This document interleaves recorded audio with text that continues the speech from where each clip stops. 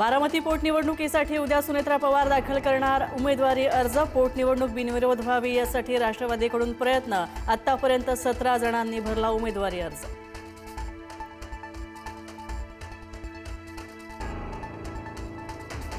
बारामती पोटनिवडणुकीसाठी काँग्रेसच्या गोटात हालचाली सुरू। मुलाखती घेतलेल्या उमेदवारांची नावे हायकमांडकडे पाठवली।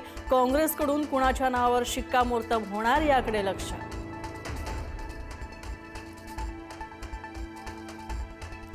ओबीसी नेते लक्ष्मण हाके बारामती पोटनिवडणुकीच्या रिंगणामध्ये। हाके अपक्ष निवडणूक लढवणार। हाके उद्या भरणार अर्ज।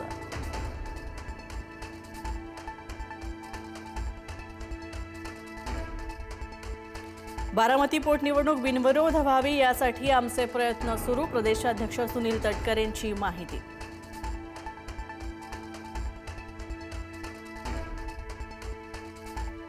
आदित्य ठाकरे आणि मोहित कंबोज यांचा एकत्रित फोटो व्हायरल। तर कंबोज यांच्या मुलीच्या वाढदिवसासाठी गेले होते आदित्य ठाकरे। फोटो आले समोर। आदित्य ठाकरेंनी वाढदिवसाला हजेरी लावल्यानं रंगल्या होत्या चर्चा।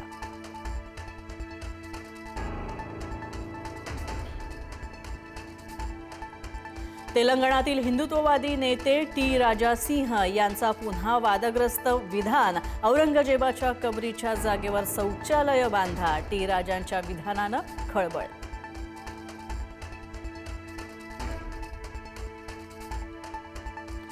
खरातनं मुंबईतील पंचतारांकित हॉटेलमधून हवाला रॅकेट चालवल्याची शक्यता। वर्षभरासाठी महागडा सूट रूम बुक करून व्यवहार केला असल्याची माहिती। कोट्यवधींची देवाणघेवाण झाल्याचाही संशय।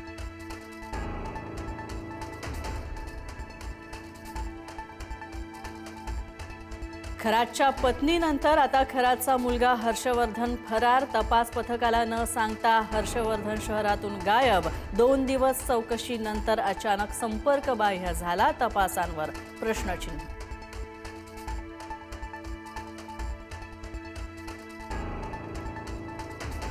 खरात प्रकरणातील पीडित महिलांना मानसिक धक्का बसला। 8 ते 9 महिलांनी मानसोपचार तज्ज्ञांची मदत घेतल्याचीही माहिती। व्हिडिओ व्हायरल झाल्यानं अनेक महिला नैराश्याच्या गर्तेत।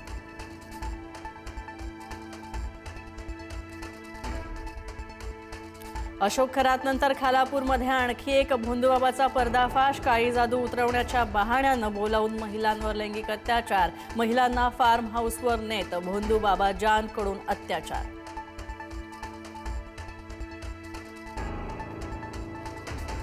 अमेरिका आणि इस्रायलचा इराणवर एकत्रित भीषण हल्ला। खुझस्तान प्रांतातील पेट्रोकेमिकल प्रकल्पांवर हवाई हल्ले। महाशहर आणि बंदर इमाममधील प्रमुख केंद्रांचं मोठं नुकसान। 5 जणांचा मृत्यू।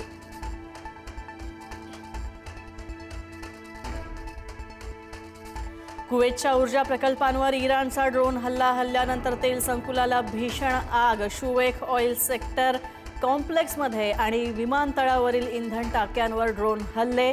ऊर्जा पायाभूत सुविधांचं मोठं नुकसान।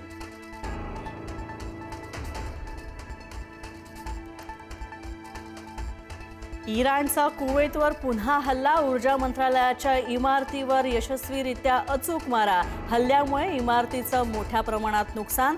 जागतिक तेल पुरवठ्यावर परिणाम होण्याची शक्यता।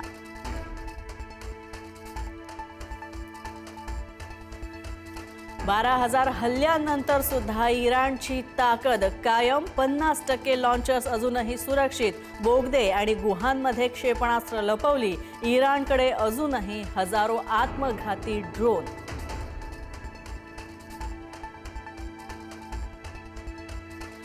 इराणने 24 तासात अमेरिकेची 2 लढाऊ विमानं पाडली। F-15 आणि A-10 विगोर्थ विमानाला इराणच्या गोळीबाराचा फटका। पडलेल्या विमानातील एक अमेरिकन वैमानिकाचा शोध सुरू।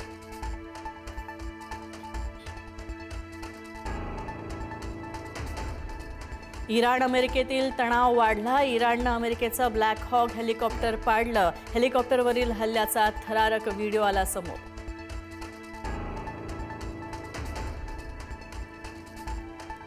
मुंबईतील ऐतिहासिक एल्फिस्टन ब्रिज इतिहास जमा झाला। 113 वर्ष जुना एल्फिस्टन ब्रिज पूर्णतः पाडण्यात आला। मध्यरात्री मध्य रेल्वेवर विशेष मेगा ब्लॉक घेत उतरवले सगळे गर्डर।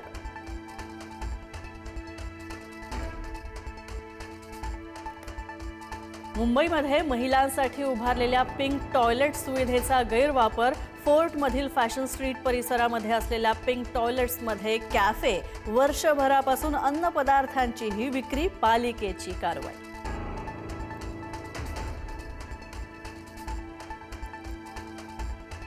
नांदेडच्या बिलोली तालुक्याला अवकाळी पावसाचा फटका. वादळी वाऱ्यासह गारपिटीचा तडाखा. फळबागांचं मोठं नुकसान. अनेकांच्या घरावरचं छप्पर सुद्धा उडालं.